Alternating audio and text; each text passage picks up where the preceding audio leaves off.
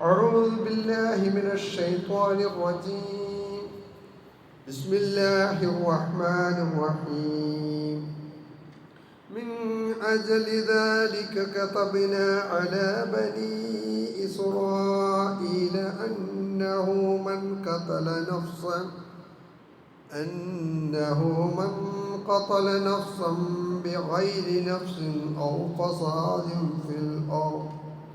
أو فساد في الأرض فكأنما قتل الناس جميعا ومن أحياها فكأنما أحيا الناس جميعا ولقد جاءتهم رسلنا بالبينات ثم إن كثيرا منهم بعد ذلك في الأرض لمسرفون. صدق الله العظيم. إن أريد إلا الإصلاح ما استطعت وما توفيقي إلا بالله عليه توكلت وإليه أنيب.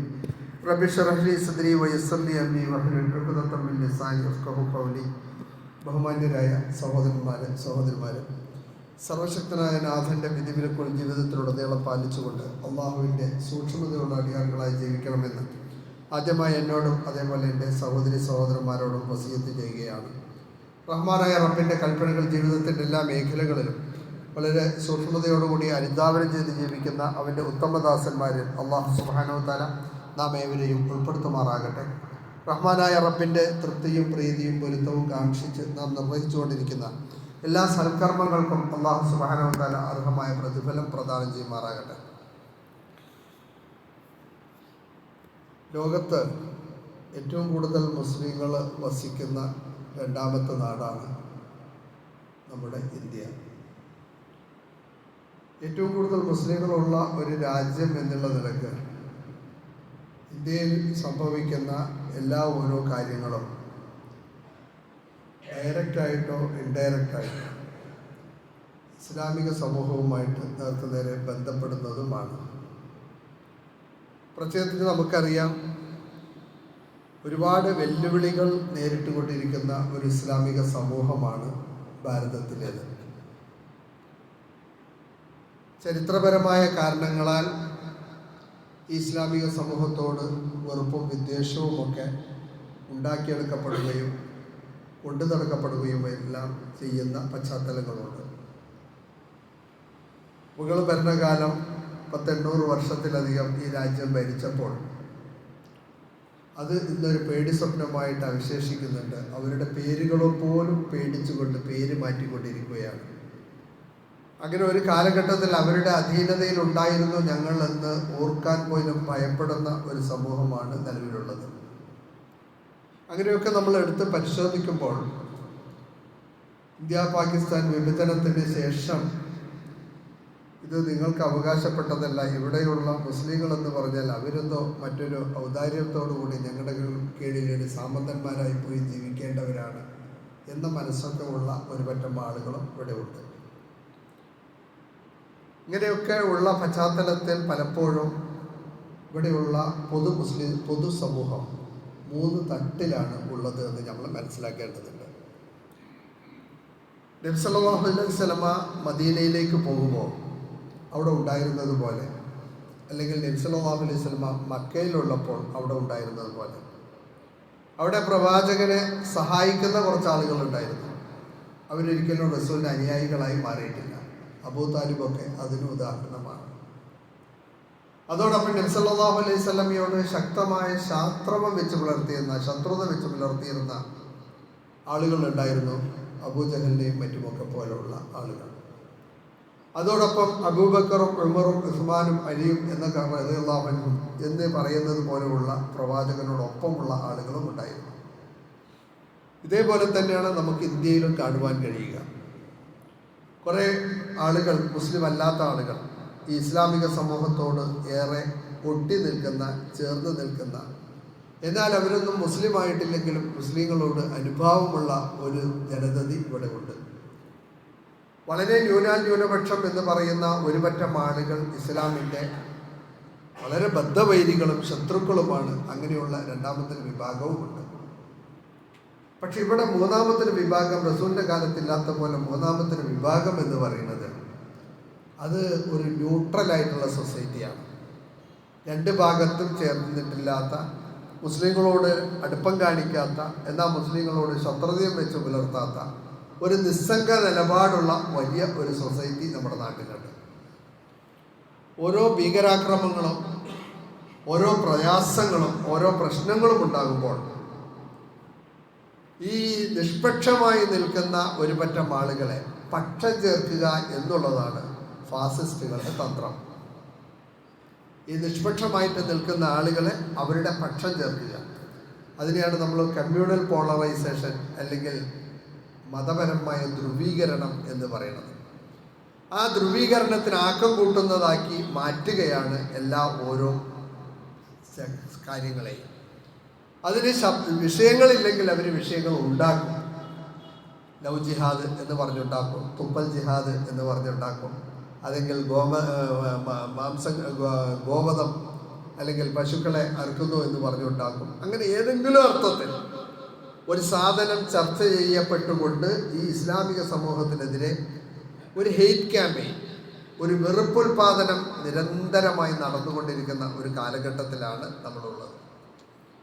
അതിനിടയിലാണ് കുരങ്ങിന് ഏടി വെച്ച് കൊടുക്കുക എന്ന് പറയും നമ്മുടെ നാടൻ ഭാഷയിൽ. കുരങ്ങ് പറഞ്ഞാൽ ഏടിയില്ലാതെ തന്നെ കയറുന്ന സാധനമാണ്.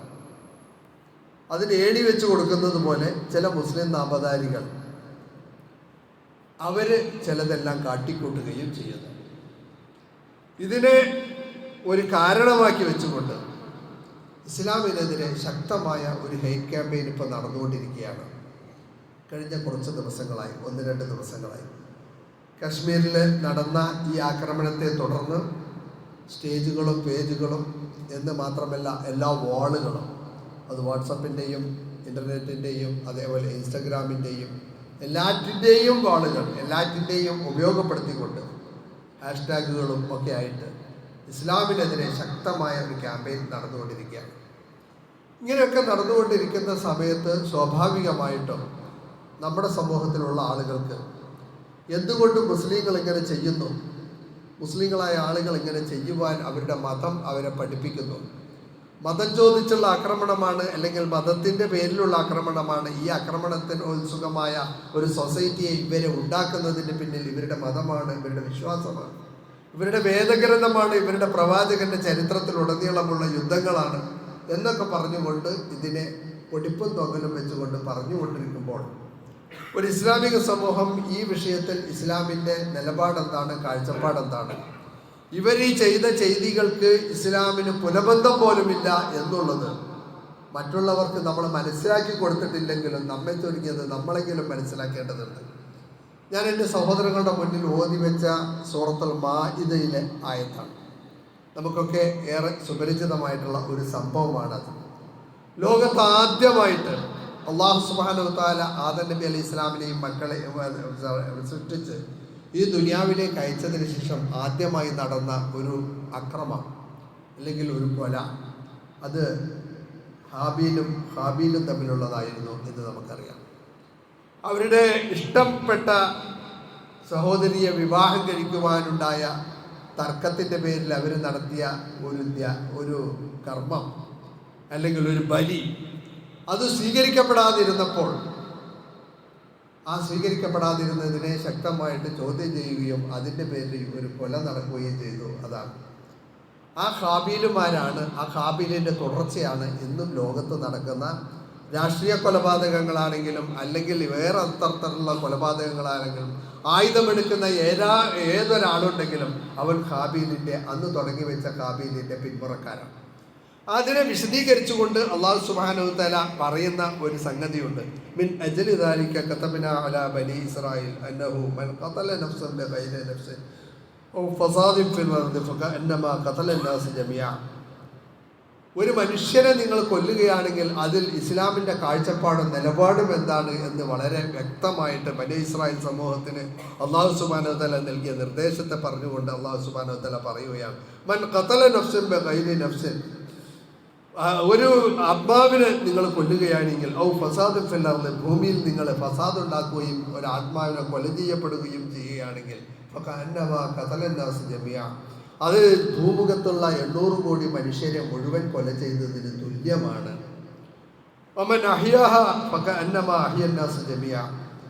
അങ്ങനെ അവനെ ജീവിപ്പിക്കുകയാണെങ്കിൽ, ഒരാളെ ജീവിപ്പിക്കുകയാണെങ്കിൽ അയാൾ ഈ ഭൂമുഖത്തെ മുഴുവൻ ആളുകളെയും ജീവിപ്പിച്ചതിനും തുല്യമാണ്. 26ഓളം ആളുകളെ വെടിവെച്ച് കൊന്നതിനിടയിൽ വെടിയേറ്റ് മരിച്ച ഒരു മനുഷ്യൻ തൻ്റെ കൂടെ ടൂറിസ്റ്റുകളായി വന്ന ആളുകളെ രക്ഷിക്കുവാൻ വേണ്ടി ആയുധം പിടിച്ചു വാങ്ങുന്നതിൽ വെടിയേറ്റ് മരിച്ച ഒരു മുസ്ലിം സഹോദരൻ ആ കൂട്ടത്തിലുണ്ട്. അദ്ദേഹം തൻ്റെ ജീവൻ നൽകിയത് അഹിയന്നാസ് ജമിയ, മുഴുവൻ സമൂഹത്തെയും ജീവിപ്പിച്ചതിന് തുല്യമാണ്. അതോടൊപ്പം മറ്റ് മുസ്ലിം നാമധാരികളായിട്ടുള്ള ആളുകൾ എന്ന് പറയപ്പെടുന്നു. അവസാന ചിത്രം ഇനിയും വ്യക്തമായിട്ടില്ല. ഇതിൻ്റെ പിന്നിൽ എന്താണ്, ഇതിൻ്റെ പിന്നിലുള്ള താല്പര്യങ്ങൾ എന്താണ് എന്നുള്ളതൊക്കെ ഇനിയും വെളിവാക്കപ്പെടേണ്ടതായിട്ടുണ്ട്. ഒരുപാട് കാര്യങ്ങൾ ഇങ്ങനെ നടന്നതിന് ശേഷം നമുക്ക് ബോധ്യപ്പെട്ടിട്ടുണ്ട് അതൊക്കെ വളരെ ഫാബ്രിക്കേറ്റഡ് ആയിട്ട് ഉണ്ടാക്കപ്പെട്ടതായിരുന്നു എന്ന് നമ്മൾ മനസ്സിലാക്കിയിട്ടുണ്ട്. ഇതങ്ങനെയാണോ എന്ന് അറിയില്ല, അള്ളാഹു അഅലം. എന്തായാലും ആ ചെയ്യപ്പെട്ടത് ഖതലന്നാസ് ജമിയ, മുഴുവൻ മനുഷ്യരെയും കൊന്നതിന് തുല്യമാണ് എന്നുള്ളത് കൂടെ ഇവിടെ മനസ്സിലാക്കേണ്ടതുണ്ട്. അപ്പോൾ ഒരു മനുഷ്യജീവൻ ഹനിക്കപ്പെടുന്നതിനെ കുറിച്ച് ഖുർആനിൻ്റെ കാഴ്ചപ്പാട് ഇതാണ്.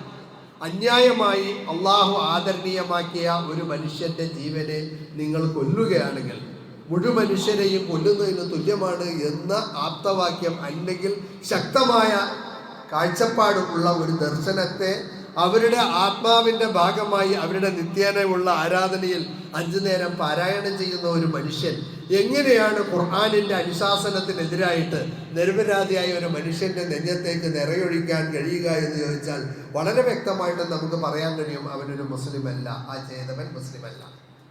തൻ്റെ ശത്രുവിനെ തന്നോട് ഇങ്ങോട്ട് കൈകാര്യം ചെയ്യാൻ വന്നവനോട് പോലും ഹാബീൽ പറഞ്ഞത്, നീ എന്നിലേക്ക് കൈ ഉയർത്തിയാലും ഞാൻ നിന്നോട് കൈ ഉയർത്തുകയില്ല, ഞാൻ നിനക്കെതിരെ കൈ ഉയർത്തുകയില്ല എന്ന് പറഞ്ഞ ഒരു സംസ്കാരത്തിൻ്റെ പാരമ്പര്യത്തിൻ്റെ പിന്മുറക്കാരാണ് നമ്മൾ എന്നുള്ളത് ഇതിനോട് ചേർത്ത് വായിക്കേണ്ടതുണ്ട്.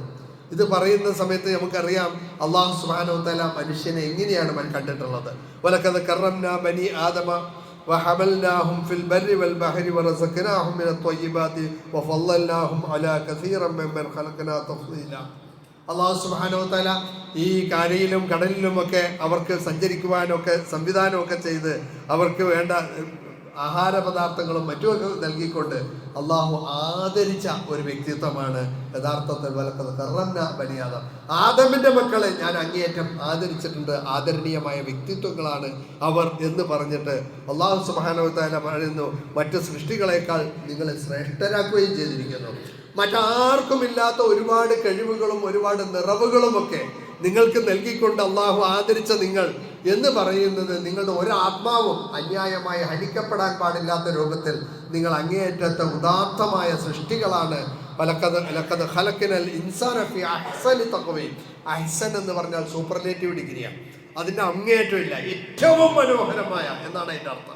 ഏറ്റവും മനോഹരമായ അഹ്സനി തഖ്വീം ഘടനയിൽ ഏറ്റവും മനോഹരമായി സൃഷ്ടിക്കപ്പെട്ട അള്ളാഹുവിൻ്റെ വളരെ മുക്കറമീങ്ങളായ അല്ലെങ്കിൽ അള്ളാഹു സുബ്ഹാനഹു വ തആലയുടെ അങ്ങേയറ്റം ആദരണീയരായ സൃഷ്ടികളായാണ് നിങ്ങൾ.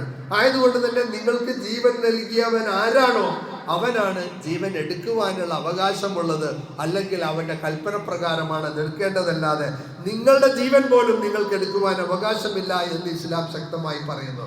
നമുക്ക് നമ്മുടെ ജീവൻ നമ്മുടെ കയ്യിലാണ്, അത് നമ്മൾ ആരോടും ചോദിക്കേണ്ടതില്ല. നമുക്കങ്ങ് ഹനിച്ചുകൂടെ എന്ന് പറഞ്ഞാൽ ഇസ്ലാമിൻ്റെ കാഴ്ചപ്പാടിൽ അത് ഹനിക്കാൻ കഴിയില്ല. ആരുഷി വധം എന്ന് പറയുന്ന ഒരു കേസ് ഉണ്ടായിരുന്നു. സുപ്രീം കോടതി അതിനെ വിശദീകരിക്കുന്ന സമയത്ത് മുസ്ലിങ്ങളിലെ ആത്മഹത്യാ പ്രവണത ഇല്ലാത്തതും ആ ആത്മാവിന് അവർ കൊടുക്കുന്ന വിലയും ആ ആത്മാവിനെ ഹനിക്കുന്നത് മഹാപാതകമായിട്ടുള്ള ഇസ്ലാമിൻ്റെ കാഴ്ചപ്പാടും സുപ്രീം കോടതി അതിൻ്റെ കോർട്ട് വെർഡിക്റ്റിൽ അതുമായി ബന്ധപ്പെട്ട ആ വിധി നിർണായകത്തിൽ വിധി പ്രഖ്യാപനത്തിൽ കൃത്യമായിട്ട് എടുത്തു പറഞ്ഞത് നമുക്ക് മനസ്സിലാക്കാൻ കഴിയും. നമ്മളിവിടെ എടുത്തു നോക്കിയാലും പല വിഷയത്തിലും ഈ സമുദായം മുമ്പിലാണെങ്കിലും എന്തുകൊണ്ടോ ഈ വിഷയത്തിൽ നമ്മൾ വളരെ പിന്നിലാണ്. ആത്മഹത്യാ വിഷയത്തിൽ മുസ്ലിങ്ങളുടെ എണ്ണം വളരെ കുറവാണ് എന്ന് താരതമ്യേന നമുക്കറിയാൻ കഴിയും. ആ അർത്ഥം നമ്മൾ എടുത്തു നോക്കുമ്പോൾ അതിനുള്ള കാരണം എന്ന് പറഞ്ഞാൽ വളരെ കൃത്യമായി പടച്ചതമ്പുരാൻ പറഞ്ഞിരിക്കുന്നു, നീ എങ്ങനെയാണോ ആത്മഹത്യ ചെയ്തത് ആ ആത്മഹത്യ ചെയ്ത് അതേ രൂപത്തിൽ ഖിയാമത്ത് നാൾ വരെ അല്ലെങ്കിൽ നിന്റെ പടച്ചവന്റെ വിചാരണ ദിവസം വരെ നീ നിരന്തരമായിട്ട് അങ്ങനെ ആത്മഹത്യ ചെയ്തുകൊണ്ടേയിരിക്കുന്ന ഒരു ദുരവസ്ഥയാണ് നിനക്കുണ്ടാകുക. അങ്ങനെയുള്ള പാതകത്തിന് അങ്ങനെയുള്ള മാരകമായ ശിക്ഷ ലഭിക്കും എന്ന് പറഞ്ഞതുകൊണ്ട് തന്നെ ഒരു വിശ്വാസിയെ സംബന്ധിച്ചിടത്തോളം അവന്റെ ആത്മാവിനെ ഹനിക്കുവാൻ, അവന്റെ ആത്മാവിനെ നശിപ്പിക്കുവാൻ ഭയപ്പെടുന്നുണ്ട് എന്ന് നമ്മൾ തിരിച്ചറിയാൻ കഴിയും. അതോടൊപ്പം തന്നെ അന്യായമായി കൊല ചെയ്യപ്പെടുക എന്ന് പറയുന്നത് ഒരു വിഷയമേ അല്ലാത്ത ഒരു സമൂഹമായിരുന്നു നബി സല്ലല്ലാഹു അലൈഹി വസല്ലമയുടെ കാലത്ത്. അവിടെ പെണ്ണാണെന്ന് അറിഞ്ഞു കഴിഞ്ഞാൽ ജീവനോടെ കുഴിച്ചു മൂടുന്നതിൽ യാതൊരു മടിയും മാനക്കേടും അവർക്കുണ്ടായിരുന്നില്ല. അതൊരു അഭിമാനത്തിന്റെ ഭാഗമായിട്ടായിരുന്നു അവർ മനസ്സിലാക്കിയിരുന്നത്. അങ്ങനെ ഒരു അപമാനത്തിന്റെ ചിഹ്നമായിട്ട് അവരെ പേറി നടക്കുവാൻ അവർക്ക് വിഷമം തോന്നുമ്പോൾ അവസാനം അതിനെ നിഷ്ഠൂരമായി വധിക്കുന്ന ഒരുപാട് സംഭവങ്ങൾ അവിടെ ഉണ്ടായപ്പോൾ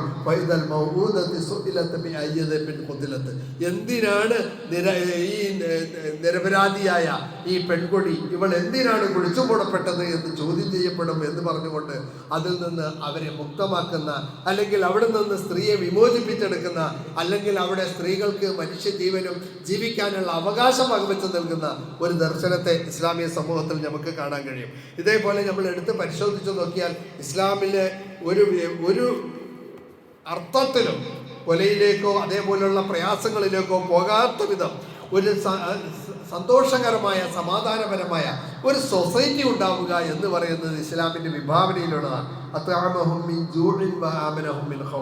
വിശപ്പുള്ളവന്റെ വിശപ്പിനുള്ള പരിഹാരവും ഭയപ്പാടുള്ളവന്റെ നിർഭയമായ ഒരവസ്ഥയും. ഭയപ്പാട് എവിടെ നിന്നാണ് ഉണ്ടാകുന്നതെന്ന് ചോദിച്ചാൽ നമുക്കറിയാം, നമ്മുടെ ജീവനെയാണ് നമ്മൾ ഏറ്റവും കൂടുതൽ ഭയപ്പെടുന്നത്. ആ ജീവൻ നഷ്ടപ്പെടുന്ന ഭയപ്പാടില്ലാത്ത ഒരവസ്ഥ, ഒരു ബലതൻ ആമിന്, ഒരു നിർഭയമായ ഒരു രാജ്യം, ഇതെല്ലാം ഇസ്ലാമിന്റെ സങ്കല്പത്തിലുള്ളതാണ്, കാഴ്ചപ്പാടിലുള്ളതാണ്.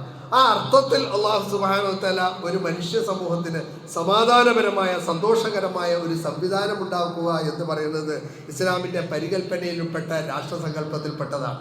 അതേസമയം നിങ്ങളൊന്ന് നോക്കുക, ഈ ഇസ്ലാമിലെ ഈ ഭീകരതയും അതേപോലെ തന്നെ ഈ തീവ്രവാദവും മുസ്ലിങ്ങൾ ഇങ്ങനെ ഒരു കൊലവെറിയന്മാരാണ് എന്ന അർത്ഥത്തിൽ നമ്മളെക്കുറിച്ച് പറയപ്പെടുകയൊക്കെ ചെയ്യുമ്പോൾ മറുഭാഗത്ത് അവർ ഈ കൊലയെക്കുറിച്ചും അവരുടെ ഈ വിഷയത്തെക്കുറിച്ചുമുള്ള കാഴ്ചപ്പാട് എടുത്തു നോക്കിയാൽ നമുക്കറിയാം അങ്ങേയറ്റം ഹീനമായ നിഷ്ഠൂരമായ ഒരുപാട് കൊലകളുടെ ചരിത്രമാണ് ഇവിടെയൊക്കെ നമുക്ക് പറയുവാനുള്ളത് എന്ന് നമുക്ക് മനസ്സിലാക്കാൻ കഴിയും. ഈ പറയപ്പെടുന്ന നിലവിലുള്ള മുസ്ലിങ്ങൾ ഈ വർഗീയവാദികളാണെന്നും അവർ ഈ മതം നോക്കി പേര് നോക്കി ഇത് ചെയ്തു എന്നും അവർ ഈ ഫാസിസത്തിന്റെ ഭാഗമാണെന്നൊക്കെ പറയുമ്പോൾ ഇവർ ഗുജറാത്തിൽ ചെയ്തതും ഇവർ ഭീവണ്ടിയിൽ ചെയ്തതും ഇവർ അതേപോലെ തന്നെ മീററ്റിൽ ചെയ്തതും ഇതേപോലെ ഒരുപാട് ബാഗൽപൂർ ചെയ്തതും മുർഷിദാബാദിൽ ചെയ്തതും ഒക്കെ എടുത്ത് നമ്മൾ നോക്കിയാൽ പുറത്ത് നമുക്ക് പറയാൻ കഴിയാത്ത വിധം, ഏറ്റവും ഒടുവിൽ മണിപ്പൂരിൽ ചെയ്തതുമൊക്കെ പുറത്ത് പറയാൻ കഴിയാത്ത വിധം വളരെ ഹീനമായ മനുഷ്യത്വരഹിതമായ അങ്ങേയറ്റത്തെ ചെയ്തികൾ ഇവരുടെ ദർശനത്തിന്റെ ഭാഗമായിട്ട് ചെയ്തിട്ടുണ്ട്. പക്ഷെ അതാരും ഹിന്ദുത്വത്തിന്റെ അക്കൗണ്ടിൽ എഴുതിയിട്ടില്ല. അത് ഹിന്ദുത്വത്തിന്റെ ഭാഗമായിട്ടാണ്, അവരുടെ വിശ്വാസത്തിന്റെ ആദർശത്തിന്റെ അവരുടെ ചിന്താഗതിയുടെ അവർ വിശ്വസിക്കുന്ന ഒരു ദർശനത്തിന്റെ ഭാഗമായിട്ടാണ് ഗുജറാത്തിൽ അവർ ചെയ്തത്. ഗർഭസ്ഥ ശിശുവിനെ തൃശൂലത്തിൽ കോർത്തെടുത്തത്, ഗർഭിണിയായവരെ അതേപോലെ ബലാത്സംഗം ചെയ്തത്. ഇന്നും ജീവിക്കുന്ന ബൽക്കീസ് ബാനുവിനെ പോലുള്ള ആളുകളൊക്കെ ബാക്കിയുണ്ട്. അതിന് ജീവിക്കുന്ന രക്തസാക്ഷികളായിട്ട് ഒരുപാട് മനുഷ്യന്മാരുണ്ട്. ഇതൊക്കെ എവിടെയോ ചേർന്ന കുരുക്ഷേത്ര യുദ്ധത്തിലെ ചരിത്രം പോലത്തെ ഒരു ചരിത്രമല്ല, ചരിത്രത്തിന്റെ പകൽ വെളിച്ചത്തിൽ 2002 നടന്നൊരു സംഭവമാണ്. ഇതൊക്കെ വെച്ച് നോക്കിയാൽ ഇതിനൊക്കെ നിങ്ങളെ പ്രേരിപ്പിച്ചത് നിങ്ങളുടെ മതമാണ് എന്ന് നിങ്ങൾ പറയില്ലെങ്കിൽ പിന്നെ എന്തുകൊണ്ട് ഇതുപോലെ ചെയ്യുന്ന ഏതെങ്കിലും വിവരദോഷികൾ ചെയ്യുന്നത് ഇസ്ലാമിന്റെ അക്കൗണ്ടിൽ എഴുതപ്പെടുന്നു എന്ന് ചോദിച്ചാൽ വളരെ വ്യക്തമാണ്. ഇസ്ലാമിനെ വികലമാക്കേണ്ടതുണ്ട്, ഇസ്ലാമിനെ മോശമായി ചിത്രീകരിക്കേണ്ടതുണ്ട്, ഇസ്ലാമിനെതിരെ ഒരു ഹെയ്റ്റ് ക്യാമ്പയിൻ ഉണ്ടാക്കേണ്ടതുണ്ട്, ഒരു വെറുപ്പുൽപാദിപ്പിക്കപ്പെടേണ്ടതുണ്ട്. എന്നതിന് ഏറ്റവും ഒടുവിൽ ഞാൻ നേരത്തെ സൂചിപ്പിച്ചതുപോലെ ഒരു നിഷ്പക്ഷമായി നിൽക്കുന്ന ഒരുപാട് ജനക്കൂട്ടപ്പെടുണ്ട്. അവർ മുസ്ലിങ്ങളുടെ ആദരവുമില്ല, മുസ്ലിങ്ങൾക്ക് എതിർപ്പുമില്ല, മുസ്ലിങ്ങളോടൊക്കെ വേണ്ടി നിലകൊള്ളുന്നവരുമല്ല, എന്നാൽ മുസ്ലിങ്ങളുടെ എതിർചേരിയിൽ നിലകൊള്ളുന്നവരുമല്ല. അങ്ങനെ നിൽക്കുന്ന ഒരു പറ്റം ആളുകളുണ്ട്. ആ ആളുകളെ ഈ മുസ്ലിം വിരുദ്ധ ചേരികളിലേക്ക് ചേർക്കുക എന്നുള്ളതിന് ഇത്തരം സന്ദർഭങ്ങൾ ഉപയോഗപ്പെടുത്തിക്കൊണ്ടിരിക്കുന്നു. എന്തുകൊണ്ട് മുസ്ലിങ്ങളോട് ഈ വെറുപ്പ് എന്ന് ചോദിച്ചാൽ അത് ഇവിടെ മാത്രമല്ല, അത് ലോക തലത്തിൽ തന്നെ അതിന് ചില വ്യാപാര താല്പര്യങ്ങളുണ്ട് എന്നാണ് മനസ്സിലാക്കാൻ കഴിയുന്നത്. നിങ്ങൾ നോക്കുക, ഇസ്ലാം വളരുന്നതോടുകൂടി അവരുടെ വ്യാപാര താല്പര്യങ്ങളാണ് ഹരിക്കപ്പെടുന്നത്. ഇസ്ലാം മദ്യത്തിനെതിരാണ്. മദ്യം എന്ന് പറയുന്നതിൻ്റെ വിപണനവും അതിൻ്റെ വിൽപ്പനയും അതിൻ്റെ എല്ലാ ഓരോ കാര്യങ്ങളും ശക്തമായി എതിർക്കുകയും അതിൻ്റെ നിർബാധമുള്ള ഒഴുക്ക് തടസ്സപ്പെടുകയും ചെയ്യുന്നതിന് ലോകത്തുള്ള 200 കോടി മുസ്ലിങ്ങൾ അതിനെ ഹറാമായി കാണുന്ന ഒരു ദർശനമുള്ളത് കൊണ്ട് ലോകത്തിൻ്റെ പല ഭാഗങ്ങളിലേക്കും അത് നിർബാധം ഒഴുകാൻ കഴിയാത്ത അവരുടെ ബിസിനസ്സിനെ അത് പിടിച്ചു നിർത്തുന്നുണ്ട്. അതേപോലെ തന്നെ ഈ നാട്ടിൽ നടക്കുന്ന ഏറ്റവും വലിയൊരു ബിസിനസ്സാണ് അതായത് അശ്ലീല ബിസിനസ്, അശ്ലീലവുമായി ബന്ധപ്പെട്ടത്, വളരെ മോശപ്പെട്ട ബ്ലൂ ഫിലിമും അതുപോലുള്ള സംഗതികളുമായി ബന്ധപ്പെട്ടത്. അത്തരം സംഗതികളും അതേപോലെ വലിയൊരു ബിസിനസ്സാണ്. മറ്റൊന്ന് മയക്കുമരുന്നാണ്, മദ്യമാണ്, മയക്കുമരുന്നാണ്, ചൂതാട്ടമാണ്, ലോട്ടറിയാണ്. ഇങ്ങനെയുള്ള പലതും എടുത്തു നോക്കിയാൽ ഇതൊക്കെ യഥാർത്ഥത്തിൽ ഇതിനെതിരെ ശക്തമായി നിലകൊള്ളുന്ന ഒരു ദർശനവും സമൂഹം ഇവിടെ ഉള്ളതുകൊണ്ട് അവരുടെ ഈ വ്യാപാര താല്പര്യങ്ങളൊക്കെ വല്ലാതെ ഹനിക്കപ്പെടുന്നുണ്ട്. ആയതുകൊണ്ട് തന്നെ ഇസ്ലാമിനെതിരെ ഈ വെറുപ്പുൽപാദിപ്പിക്കപ്പെടുവാൻ, അത് ഉണ്ടാക്കിയെടുത്തുകൊണ്ട് മുസ്ലിങ്ങളെ ശത്രുപക്ഷത്തിൽ നിർത്തുവാൻ എത്ര കോടികൾ വേണം ചെലവഴിക്കാൻ ഈ തൽപര കക്ഷികൾ തയ്യാറാണ്. ആയതുകൊണ്ട് തന്നെ ഇവർക്കൊക്കെ ഇതിൻ്റെ ബന്ധപ്പെട്ട മീഡിയകൾക്കും ഇത് ഉണ്ടാക്കിയെടുക്കുന്ന ആളുകൾക്കുമൊക്കെ അതിൻ്റെ അച്ചാരം പറ്റുകയും അങ്ങനെ ഇസ്ലാമിനെതിരെ ശക്തമായിട്ട് ഇത് പറഞ്ഞുകൊണ്ടിരിക്കുകയും ചെയ്യുന്നു. ഈ സന്ദർഭത്തിൽ ഇസ്ലാമിക സമൂഹം അവരിത് തമ്മിൽ തല്ലേണ്ട കാലമല്ല. അവരുടെ ചെറിയ ചെറിയ പ്രശ്നങ്ങൾ പടലപ്പിണക്കങ്ങൾ പറഞ്ഞുകൊണ്ട് അങ്ങനെ കഴിച്ചുകൂട്ടേണ്ട കാലമല്ല. അവർ ശക്തമായി രംഗത്ത് വരേണ്ട കാലമാണ്. ഇസ്ലാമിനെ എന്താണ് എന്ന് അതിൻ്റെ തനത് രൂപത്തിൽ പരിചയപ്പെടുത്തപ്പെടുകയും ഇസ്ലാമിനെതിരെ വരുന്ന ഇത്തരം വിമർശനങ്ങളെ കൃത്യമായിട്ട് അഡ്രസ്സ് ചെയ്യുകയും ചെയ്യേണ്ട ഒരു സമൂഹമാണ് നമ്മൾ. അത് മറന്നുകൊണ്ടൊരു നമസ്കാരത്തിലും ദിക്റിലും ദുആയിലും മാത്രം ഒതുങ്ങി ബാക്കിയൊക്കെ പടച്ചവനോട് പ്രാർത്ഥിക്കുക, അള്ളാഹൊക്കെ ശരിയാക്കും എന്ന് പറഞ്ഞുകൊണ്ട് നിൽക്കേണ്ടവരല്ല. പണിയെടുക്കുകയും പരിശ്രമിക്കുകയും എന്നിട്ട് പ്രാർത്ഥിക്കുകയും ചെയ്യുക എന്നുള്ളതാണ് അള്ളാഹുവിന്റെ റസൂല് നമുക്ക് പഠിപ്പിച്ചിട്ടുള്ളത് എന്ന് നമുക്ക് ഇതിനോടൊപ്പം ചേർത്ത് വായിക്കേണ്ടതുണ്ട്. ഇത് ഒരു മനുഷ്യജീവൻ ഇസ്ലാം നൽകിയിട്ടുള്ള പ്രാധാന്യത്തെക്കുറിച്ച് ഞാൻ മനസ്സിലാക്കാൻ ചെറിയ 1-2 സംഭവങ്ങൾ ഞാനൊന്ന് പറഞ്ഞിട്ട് പോകാമെന്ന് വിചാരിക്കുന്നു. നമ്മൾ നോക്കുക, ഇസ്ലാമിലെ ശിക്ഷാരീതികളുണ്ടല്ലോ, അത് തികച്ചും മനുഷ്യരഹിതമല്ലേ. ഒരാളെ അങ്ങോട്ട് കൊല്ലുക, ഒരാളെന്തോ കാര്യത്തിൽ വേറൊരാളെ കൊന്നു. ആ കൊന്ന ആളെ ഇപ്പോൾ സൗദിയിൽ ഒരാൾ അബദ്ധത്തിൽ ഒരാളെ കൊന്നതിൻ്റെ പേരിൽ അയാളിപ്പോൾ കൊലക്കയറ് കാത്തിക്കുക. നമ്മുടെ നാട്ടിൽ നിന്ന് എത്ര 6 കോടിയോ 7 കോടിയോ രൂപ ഇവിടുന്ന് 8 കോടിയോ മറ്റേ രൂപ പിരിച്ചു കൊടുത്തിട്ട് പോലും അയാളെ മുക്തമാക്കിയിട്ടില്ല. അയാൾ ഇപ്പോഴും മരണത്തിൻ്റെ ആ ഡെമോക്രസിൻ്റെ വാളിൻ്റെ ചൂട്ടിലാണ് ഉള്ളത്. ഇന്നും ഒന്നും ആയിട്ടില്ല. ഇത് എന്തൊരു കിരാത നിയമമാണിത്. മനുഷ്യന്മാരെ എങ്ങനെ തലവെട്ടി കൊല്ലുക, മനുഷ്യന്മാരുടെ കൈവെട്ടുക, മനുഷ്യന്മാരെ എറിഞ്ഞു കൊല്ലുക എന്നൊക്കെ പറയുന്ന ഈ കിരാതമായിട്ടുള്ളൊരു നിയമമല്ലേ ഇത്? ഇതെന്താണ് ഇസ്ലാം ഇങ്ങനെ എന്നൊക്കെ പറഞ്ഞുകൊണ്ട് ഇസ്ലാമിലെ ശിക്ഷാ നിയമങ്ങളെ വെച്ചുകൊണ്ട് ഇവരൊരു ക്രൂരമായ ഒരു സൊസൈറ്റിയാണ്, ക്രൂരമായ കാര്യങ്ങളെ കൈകാര്യം ചെയ്യുന്ന ആളുകളാണ് എന്ന് പറയുന്ന ഒരു സംഭവം നമുക്കിവിടെ ഒരു ഭാഗത്ത് വായിക്കാൻ കഴിയും. ഇവിടെ നമ്മൾ മനസ്സിലാക്കേണ്ടത്, ഒരു സമൂഹത്തിൽ ശാന്തിയും സമാധാനവും നിലകൊള്ളണമെങ്കിൽ, അത് നിലനിൽക്കണമെങ്കിൽ തീർച്ചയായിട്ടും അവിടെ ഉണ്ടാകേണ്ടത് നിർഭയമായ ഒരവസ്ഥ, ആളുകൾക്ക് ഭയപ്പെടാത്ത ഒരവസ്ഥ ഉണ്ടാകണം. ഭയപ്പെടുത്തുന്നവർ ഭയപ്പെടേണ്ടവരുണ്ട്, അവർ ഭയപ്പെടേണ്ടതുണ്ട്. ചിലരൊക്കെ മറ്റുള്ളവരെ ഭയപ്പെടുത്തുന്നവർ ഭയത്തിൻ്റെ നിഴലിൽ തന്നെ ജീവിക്കേണ്ടതുണ്ട്. ആ അർത്ഥത്തിൽ നിയമങ്ങളും വ്യവസ്ഥകളും പാലിക്കപ്പെടുന്ന ഒരു സംവിധാനം ഈ രാജ്യത്തുണ്ടാവുക എന്ന് പറയുന്നത് ഇസ്ലാമിൻ്റെ അടിസ്ഥാന സിദ്ധാന്തങ്ങളിൽ ഒന്നാണ് എന്ന്. ഇവിടെ നോക്കുക, ഒരാളെ കൊന്നത് ഹസ്രത്ത് ഉമർ റളിയല്ലാഹുവിന്റെ കാലത്ത് ഒരു മനുഷ്യനെ കൊന്നയാളെ പിടിച്ചത് നോക്കിയപ്പോൾ 7 പേര്, ഒരു കൊട്ടേഷൻ സംഘമാണ് കൊന്നത്. 7 പേര് ചേർന്നിട്ടാണ് കൊന്നത്. ഹസ്രത്ത് ഉമർ റളിയല്ലാഹു അവർ 7 പേരെയും കൊല്ലാൻ വിധിച്ചു. ശക്തമായി ചോദ്യം ചെയ്യപ്പെട്ടു. ഒരാളെ കൊന്നതിന് 7 ആളെ കൊല്ലണോ? അവർക്ക് മാപ്പ് കൊടുത്തൂടെ? അതിന് അദ്ദേഹം പറഞ്ഞത്, ഈ യമനിലോ സെൻആയിലോ ഉള്ള മുഴുവൻ ആളുകളും ഈ കൊലയിൽ പങ്കെടുത്തിട്ടുണ്ടെങ്കിൽ പഠിച്ചോനെ തന്നെ മുഴുവൻ ആളുകളെയും കൊല്ലാൻ ഞാൻ മടിക്കില്ല. കാരണം ആളുകളെ കൊല്ലല്ലേ ഹരമായിട്ടല്ല, പ്രതിക്രിയ നടത്തുക എന്ന് പറയുന്നത് ഒരു ഇസ്ലാമിക സമൂഹത്തിലെ സമാധാനം ഉണ്ടാവുക, ഒരു അരാജകത്വമില്ലാത്തൊരവസ്ഥ ഉണ്ടാവുക എന്നുള്ളതിൻ്റെ ഭാഗമാണ്, ആയതിൻ്റെ പേരിലാണത്. അതോടൊപ്പം തന്നെ പറഞ്ഞു, ആളുകൾക്ക് ഭീതി ഉണ്ടാക്കുന്ന വിധം ആയുധങ്ങളുമായിട്ട്. നിങ്ങൾക്കറിയാമല്ലോ, നമ്മൾ ഈ പേന കൊണ്ട് നടക്കുന്ന പോലെ വാൾ കൊണ്ട് നടക്കുന്നവരാണ് അറബികൾ. അവരുടെ കയ്യിൽ എപ്പോഴും വാള് കാണും. സൗദി അറേബ്യയുടെ ചിഹ്നത്തിന് പോലും ആ വാളുണ്ട് അല്ലേ. അള്ളാഹു റസൂലും വിശുദ്ധ ഖുർആനിൽ വാള് പറഞ്ഞൊരു വാക്കന്നെയല്ല കേട്ടോ, ഇത് വേറെ വിഷയം. വാള് എന്ന് സ്വൈഫ് എന്ന് പറയുന്ന ഒരു വാക്ക് തന്നെ ഇല്ല. എവിടുന്ന് അവർക്ക് വാള് വന്നതെന്ന് അറിയില്ല. ആകെ ഖുർആനിൽ അവർക്ക് ഏറെ പരിചയമില്ലാത്തൊരു സാധനമാണിത്. ഈ പേനയാണുള്ളത്. അല്ലമ ബിൽ ഖലം, പേനയെ പഠിപ്പിച്ചത്. പേന കൊണ്ട് പഠിപ്പിച്ച ഒരു ദർശനത്തിൻ്റെ ആളുകൾ അവരുടെ ചിഹ്നമായി വാളായിട്ട് സ്വീകരിക്കുമ്പോൾ അതിൻ്റെ ഒരു അന്തക്കേട് വേറെയുണ്ട്. അതൊരു സംസ്കാരത്തിൻ്റെ ഭാഗമാണ്, അറബികളുടെ സംസ്കാരത്തിൻ്റെ ഭാഗമാണ്. അവരുടെ തലമറക്കൽ അവരുടെ സംസ്കാരം പോലെ വാളുമ്പോൾ അവർ എന്നിട്ട് പോലും പ്രവാചകൻ പറഞ്ഞത് ആളുകളുടെ ഇടയിൽ വാള് ചൂണ്ടിക്കൊണ്ട് ആയുധം പ്രദർശിപ്പിച്ചുകൊണ്ടുള്ള നടത്തം നിങ്ങൾ ഒഴിവാക്കണം. ജനനിബിഡമായ സ്ഥലങ്ങളിൽ ആയുധവുമായിട്ട് നടക്കുന്നതിന് നിരോധിക്കപ്പെടുക, അതിനെ നിരുത്സാഹപ്പെടുത്തുന്നത് നമുക്ക് കാണാൻ കഴിയും. പ്രതിക്രിയ നടത്തുന്നതിൽ പോലും ഒരാൾ ക്ഷമിച്ച ഒരാളെ കൊല ചെയ്തു, ആ കൊല ചെയ്യപ്പെട്ട ആളുടെ കുടുംബക്കാരായിട്ടുള്ള ഒരു 8 പേരുണ്ട് വിചാരിക്കാം. 8 പേരിൽ 7 ആളും പറയാണ് അയാളെ കൊല്ലന്നെ വേണം, കൊന്നാളെ കൊല്ലന്നെ വേണം. അതിൽ ഒരാൾ പറയാണ് കൊല്ലണ്ട എന്ന് പറയുകയാണെങ്കിൽ അത് നടപ്പിലാക്കാൻ അത് തടസ്സമായിട്ട് നിൽക്കും. ആ കൂട്ടത്തിൽ ഒരാൾക്ക് 18 പ്രായപൂർത്തിയായിട്ടില്ല എങ്കിൽ പ്രായപൂർത്തിയായിട്ട് അയാളുടെ അഭിപ്രായം അറിയുന്നവരെ അത് നീട്ടിവെക്കേണ്ടതുണ്ട്.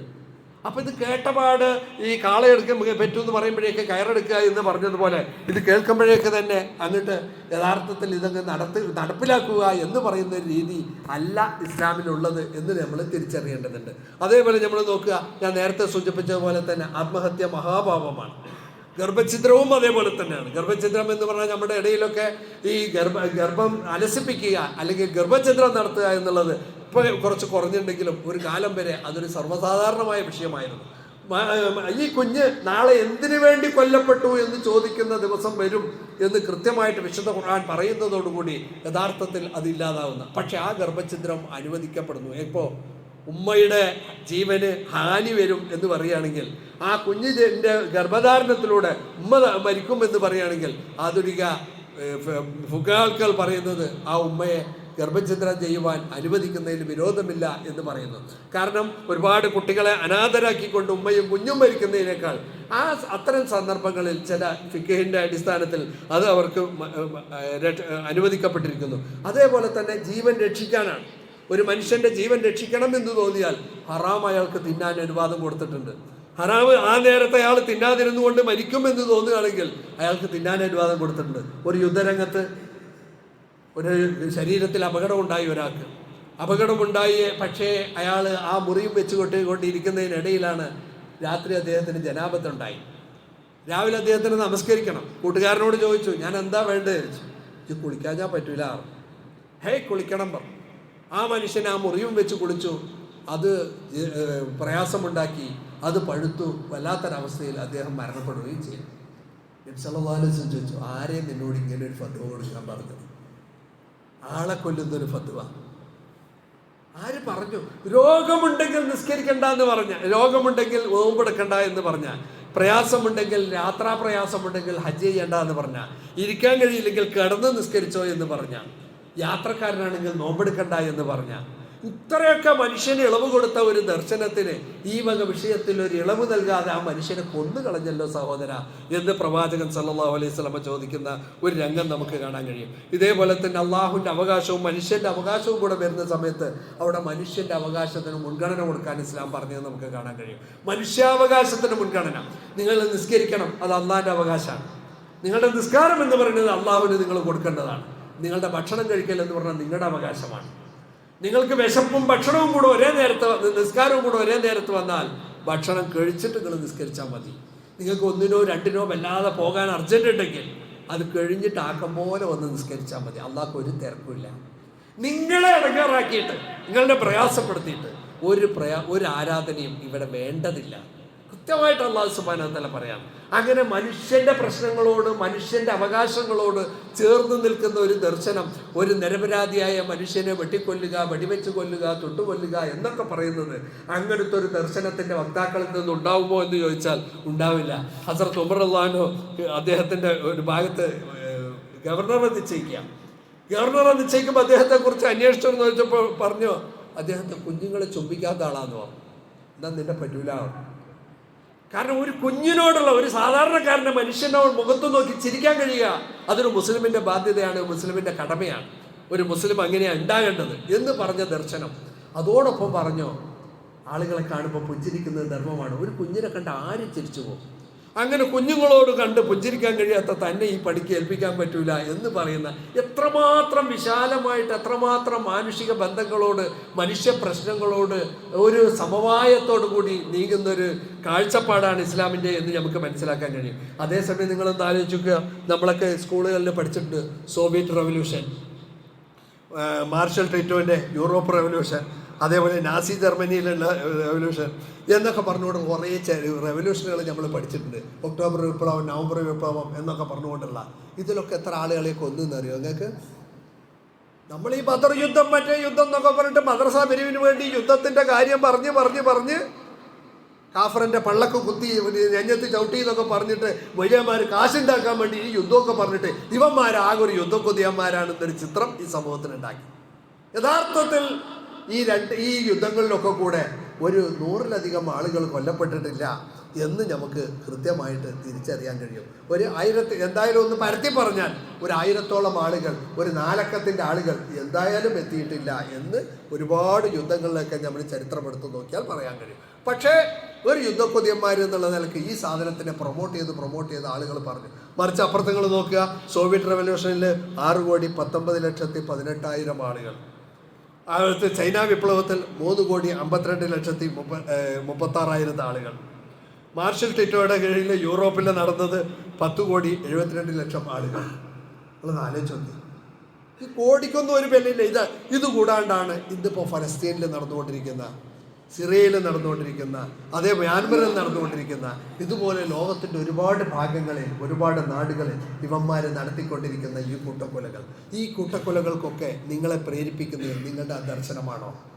നിങ്ങളുടെ കമ്മ്യൂണിസ്റ്റ് ദർശനം, നിങ്ങളുടെ ക്യാപിറ്റലിസ്റ്റ് ദർശനം, നിങ്ങളുടെ ഹൈന്ദവ ദർശനം, നിങ്ങളുടെ ഇതുപോലുള്ള ദർശനങ്ങളാണ് നിങ്ങളെ ഇതിനൊക്കെ പ്രേരിപ്പിക്കുന്നതെങ്കിൽ, അല്ല എങ്കിൽ ഈ കൊലപാതകത്തിനുള്ള കാരണവും ഇസ്ലാമല്ല എന്ന് നമുക്ക് ഉറക്കെ പറയേണ്ടി വരും. ഇത് ഇസ്ലാമിൻ്റെ അക്കൗണ്ടിൽ നിങ്ങൾ എഴുതരുത്. അതവിടെയൊക്കെ നിങ്ങളുടെ വ്യവസ്ഥ ഉണ്ടാക്കിയെടുക്കാൻ വേണ്ടി നടത്തിയ അക്രമങ്ങളുടെ ചരിത്രവും എണ്ണവുമാണ് ഈ പറയപ്പെടുന്നത്. ഭാരതത്തിൽ 10,000-ലധികം കലാപങ്ങൾ വന്നിട്ടുണ്ട്. അതിൽ മരിച്ച ആളുകളുടെ എണ്ണം ഇവിടെ തന്നെ ഗുജറാത്തിൽ തന്നെ എത്രയാണെന്ന് നമുക്കറിയാം. ഇതുപോലുള്ള ഒരുപാട് കലാപങ്ങളുടെ ഒക്കെ കാരണം നിങ്ങൾ എടുക്കുമ്പോൾ അവിടെയൊക്കെ ജയ് ശ്രീറാം പറഞ്ഞിട്ടും കൂരിയിട്ടിട്ടും ആ മതത്തിൻ്റെ ചിഹ്നങ്ങളും ശീലങ്ങളും ഒക്കെ ഉപയോഗപ്പെടുത്തിക്കൊണ്ടാണ് അവരത് ചെയ്യുന്നത് എന്ന് പറയുമ്പോഴും അത് മതത്തിൻ്റെ അക്കൗണ്ടിൽ എഴുതപ്പെടുന്നില്ല. മറിച്ച് ഇവിടെയെങ്കിലും അക്കൗണ്ടിൽ എഴുതപ്പെടുമ്പോൾ നിങ്ങളൊന്ന് മനസ്സിലാക്കേണ്ടതുണ്ട്, ഇസ്ലാമും ഇതുമായിട്ട് ഒരു പുലബന്ധം പോലുമില്ല. ഇസ്ലാം ഒരു മനുഷ്യൻ്റെ ജീവിതത്തിന് അങ്ങേയറ്റത്തെ താല്പര്യം കൊടുക്കുന്നു എന്ന് മാത്രമല്ല, എല്ലാ മനുഷ്യരെയും സഹോദരങ്ങളായി കാണുക എന്ന് പറയുന്നത്, all Indians are my brothers and sisters എന്ന് പറഞ്ഞിട്ട് എല്ലാ ഇന്ത്യക്കാരും എൻ്റെ സഹോദരന്മാരാണ് എന്ന് പറഞ്ഞ് പ്രതിജ്ഞ ചെയ്യുന്ന ഒരു വാചകമായിട്ടല്ല റസൂൽ അതിനെ പഠിപ്പിച്ചത്. നമസ്കാരത്തിന് ശേഷം അല്ലാഹുമ്മ അൻതസ്സലാം വമിൻകസ്സലാം വഇലൈക യർജിഉസ്സലാം, പടച്ചോനെ നീയാണ് ശാന്തി, ശവം ശാന്തി എന്ന് അവർ പറയുന്നത് പോലെ തന്നെ യഥാർത്ഥത്തിൽ ശാന്തി മന്ത്രമാണിത്. അസ്സലാമു അലൈക്കും വഅലൈക്കും അസ്സലാം. ഇസ്ലാം എന്ന് പറഞ്ഞാൽ തന്നെ സമാധാനമാണ്, ശാന്തിയാണ്. ഇൻസാൻ എന്ന് പറഞ്ഞാൽ അനിസ, ഇണങ്ങുന്നവൻ എന്നാണ്, ഇണക്കം എന്നാണ്. അനിസയിൽ നിന്നുണ്ടായതാണ് ഇൻസാൻ എന്ന് പറഞ്ഞാൽ ഇണങ്ങുന്നവനാണ്. അങ്ങനെ ഇണങ്ങുന്നവനും ഇണക്കപ്പെടേണ്ടവനുമാണ് മനുഷ്യൻ എന്ന കാഴ്ചപ്പാടുള്ള ഒരു ദർശനമാണിത് എന്നുള്ളത് വളരെ കൃത്യമായിട്ട് നമുക്ക് മനസ്സിലാക്കി കൊടുക്കാൻ കഴിയേണ്ടത്. നോക്കുക, ഇതിൻ്റെ പശ്ചാത്തലത്തിൽ ഇപ്പോൾ നടന്നുകൊണ്ടിരിക്കുന്നത് എന്താണ്? ഒരു ഭാഗത്ത് കശ്മീരി വിദ്യാർത്ഥികളെയൊക്കെ അട്ടിപ്പായിക്കുകയാണ്, നാട്ടിൽ നിന്ന് ഓടിച്ചു വിടുകയാണ്. അതേപോലെ തന്നെ എന്തെല്ലാം ഇതിൻ്റെ പശ്ചാത്തലത്തിൽ ചെയ്യാൻ കഴിയുമോ അതൊക്കെ ചെയ്യുമ്പോൾ ഇവിടുത്തെ മീഡിയകളും അതുപോലുള്ള സംവിധാനങ്ങളുമൊക്കെ അതിനെ സപ്പോർട്ട് ചെയ്തുകൊണ്ട് ഇസ്ലാമിനെതിരെ ശക്തമായിട്ടുള്ളൊരു പ്രചരണം അഴിച്ചു വിടുമ്പോൾ പ്രവാചകൻ്റെ ഒരു പ്രാർത്ഥന ഈ സമൂഹത്തോട് നമുക്ക് ഉറക്കെ പ്രഖ്യാപിക്കാൻ കഴിയേണ്ടതുണ്ട്. അള്ളാഹുവിൻ്റെ റസൂല് കുറേ ക്യാമറകളുടെ മുമ്പിൽ വെച്ചിട്ടല്ല ഈ പ്രാർത്ഥന നടത്തിയത്, കുറേ ആളുകളുടെ മുമ്പിൽ ഒരു വാചകമായിട്ടല്ല പറഞ്ഞത്. അന്തിപ്പാതിനൊക്കെ എഴുന്നേറ്റ് നിന്നുകൊണ്ട് അള്ളാഹിനോട് സ്വകാര്യ സംഭാഷണം നടത്തുന്ന കൂട്ടത്തിൽ അള്ളാഹുവിൻ്റെ റസൂല് നടത്തിയ ഒരു പ്രാർത്ഥനയുണ്ട്. അല്ലാഹുമ്മ റബ്ബനാ വ റബ്ബ കുല്ലി ഷൈഇ, പടച്ചോനെ നീ നാഥനാണ്, ഞങ്ങളുടെ ഒക്കെ നാഥനാണ്, എല്ലാത്തിൻ്റെയും നാഥനാണ്. ഇന്നമാ അന ഷഹീദും അന്നൽ ഇബാദ കുല്ലഹും ഇഖ്വാ, തീർച്ചയായിട്ടും ഞാൻ സാക്ഷ്യം വഹിക്കുന്നു റബ്ബേ, നിന്നോട് ഞാൻ സാക്ഷ്യം വഹിക്കുന്നു, നിന്നോട് ഞാൻ സത്യം ചെയ്യുന്നു, നിന്റെ എല്ലാ ഇബാദുകളും, നിന്റെ എല്ലാവരും, എല്ലാ അടിമകളും, നിന്റെ ഓരോ അടിമകളും, അത് കറുത്തവനാകട്ടെ വെളുത്തവനാകട്ടെ സമ്പന്നനാകട്ടെ ദരിദ്രനാകട്ടെ ആണ്ടിയാകട്ടെ അരസനാകട്ടെ എന്ന് പറഞ്ഞ പോലെ ആരാകട്ടെ, അവരെല്ലാം എൻ്റെ സഹോദരങ്ങളാണ്. കുല്ലുഹും ഇഖ്വ, എല്ലാവരും എൻ്റെ സഹോദരന്മാരാണ് എന്ന് അന്തിപ്പാതിരാക്ക് എഴുന്നേറ്റ് നിന്നൊരു പ്രവാചകൻ പറയുന്നുണ്ടെങ്കിൽ ഒരു മനുഷ്യ സമൂഹത്തെ എങ്ങനെ കാണണം എന്നാണ് ഇസ്ലാം പഠിപ്പിച്ചത് എന്ന് വളരെ വ്യക്തമായിട്ടും കൃത്യമായിട്ടും ഇതിലൂടെയൊക്കെ നമുക്ക് മനസ്സിലാക്കാൻ കഴിയുന്നുണ്ട്. അപ്പോൾ ഇവിടെ നിന്നുകൊണ്ട് നമ്മൾ മനസ്സിലാക്കേണ്ടത്, ഒരു സമൂഹത്തിൻ്റെ മുമ്പിൽ ഉറക്കം നിന്നത് പ്രഖ്യാപിക്കാൻ കഴിയേണ്ടവരാണ് നമ്മൾ. ഒരു സംഭവം മാത്രം പറഞ്ഞിട്ട് അവസാനിപ്പിക്കാം. ഇസ്ലാമിലെ ശിക്ഷാരീതികളുമായിട്ട് ബന്ധപ്പെട്ട് ഈ സുബഹിക്ക് ശേഷം ഒരു സ്ത്രീ നിസ്കരിച്ചിട്ട് പോകുമ്പോൾ, അന്നൊക്കെ സുബൈക്കൊക്കെ പെണ്ണുങ്ങൾ വരുമല്ലോ, ആ നിസ്കരിച്ച് പോകുന്നതിനിടയ്ക്ക് ഒരു പെണ്ണിനെ ആരോ ഒന്ന് കയറി പിടിച്ചു. ഒരു കൂട്ടത്തിൽ ഒരു സഹാബി തന്നെ, അല്ലാണ്ട് നിസ്കരിക്കാൻ പറ്റുന്നവർ അവരൊക്കെ തന്നെയാണല്ലോ. കയറി പിടിച്ചു. ആ സ്ത്രീ ബഹളം ഉണ്ടാക്കിയപ്പോഴും ഓടി വന്ന് മറ്റൊരാളത് രക്ഷിക്കാൻ വേണ്ടിയിട്ട് വന്നു. രക്ഷിക്കാൻ വേണ്ടി വന്നപ്പോൾ ഇയാൾ ഓടി രക്ഷപ്പെട്ടു. ഈ ബഹളം കേട്ട് ബാക്കിയുള്ള ആളുകൾ വരുമ്പോൾ ഈ രക്ഷിക്കാൻ വന്ന ആൾ പിടിക്കപ്പെടുകയും ചെയ്തു. അവസാനം സ്ത്രീയോട് ചോദിച്ചപ്പോൾ ആരാണ് നിങ്ങളെ പിടിച്ചു ചോദിച്ചപ്പോൾ ഈ ഇരുട്ടത്ത് മനസ്സിലായിട്ടില്ല, ഇയാൾ തന്നെയാന്ന് പറഞ്ഞു. അയാൾ പറഞ്ഞു ഞാനല്ല, വേറൊരാളാണ്, ഞാൻ രക്ഷിക്കാൻ വന്നാണ്. പക്ഷേ പ്രതി പറഞ്ഞതുകൊണ്ട് ഇവരൊക്കെ സാക്ഷിയായതുകൊണ്ടും അദ്ദേഹത്തിൻ്റെ മേൽ ശിക്ഷ നടപ്പാക്കാൻ തീരുമാനമായി. അങ്ങനെ അദ്ദേഹത്തെ എറിഞ്ഞു കൊല്ലാൻ വേണ്ടി തീരുമാനിച്ചു. അങ്ങനെ എറിഞ്ഞു കൊല്ലാൻ വേണ്ടി തീരുമാനമായി, അയാളെ ശിക്ഷ നടപ്പാക്കുവാൻ വേണ്ടി തീരുമാനമായ സമയത്തുണ്ട് ഒരു മനുഷ്യൻ ഓടി വരുന്നു.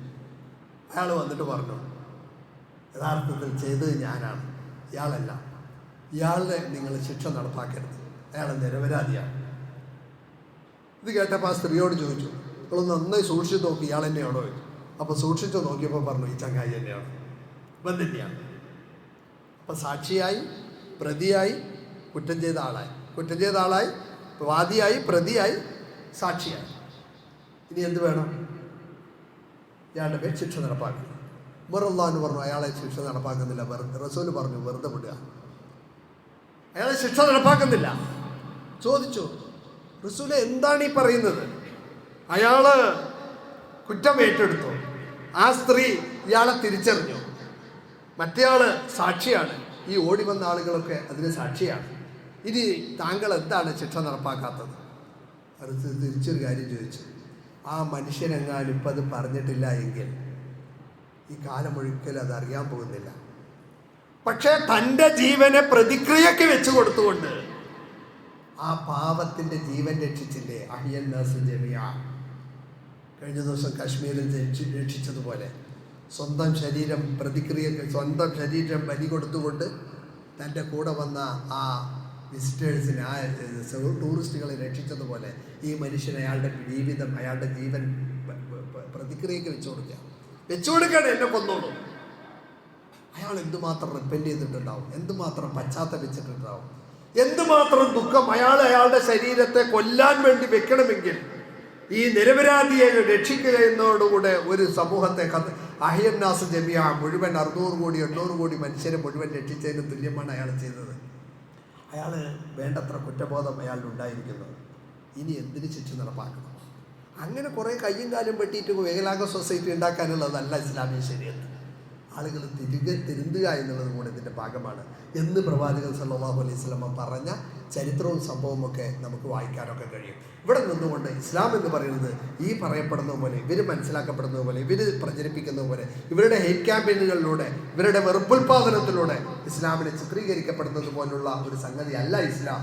അതിനപ്പുറത്ത് ഇസ്ലാമിന് ഇങ്ങനെ മനോഹരമായ ഒരു ചരിത്രവും മുഖവും അതിനൊരു പാരമ്പര്യവും പശ്ചാത്തലവും ഒക്കെ ഉണ്ട് എന്ന് ഉറക്കെ പറയേണ്ട വിശ്വാസികളാണ്. ഒരുതരം ഒരുതരം മാപ്പ് സാക്ഷിത്വത്തോടെ സ്വഭാവത്തോടുകൂടെ എന്താ നമ്മുടെ ഇസ്ലാമിനെ പറ്റി ഇങ്ങനെയൊക്കെ പറയണമെന്ന് പറഞ്ഞിട്ട് ഒരു ഓരത്ത് ഒതുങ്ങി ഇരിക്കേണ്ടവരല്ല. നമ്മൾ കൃത്യമായിട്ട് കാര്യങ്ങൾ പറയേണ്ടവരാണ്. അതിന് അല്ലാഹു സുബ്ഹാനഹു വ തആല അതിനുള്ള ദിശാബോധവും അവധാനതയും ഒക്കെ പടച്ച തമ്പുരാൻ നമ്മെ നൽകി അനുഗ്രഹിക്കുമാറാകട്ടെ.